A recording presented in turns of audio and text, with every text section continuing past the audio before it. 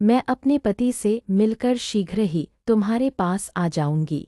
शिकारी ने उसे भी जाने दिया। 2 बार शिकार को खोकर उसका माथा ठनका, वह चिंता में पड़ गया। रात्रि का आखिरी पहर बीत रहा था, तभी एक अन्य मृगी अपने बच्चों के साथ उधर से निकली। शिकारी के लिए यह स्वर्णिम अवसर था। उसने धनुष पर तीर चढ़ाने में देर न लगाई।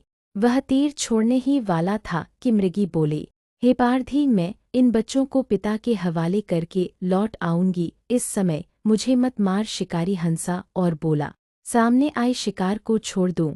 मैं ऐसा मूर्ख नहीं, इससे पहले मैं 2 बार अपना शिकार खो चुका हूँ। मेरे बच्चे भूख प्यास से तड़प रहे होंगे। उत्तर में मृगी ने फिर कहा, जैसे तुम्हें अपने बच्चों की ममता सता रही है, ठीक वैसे ही मुझे भी, इसलिए सिर्फ बच्चों के नाम पर मैं थोड़ी देर के लिए जीवनदान मांग रही हूँ। हे पारधी, मेरा विश्वास कर, मैं इन्हें इनके पिता के पास छोड़कर तुरंत लौटने की प्रतिज्ञा करती हूँ।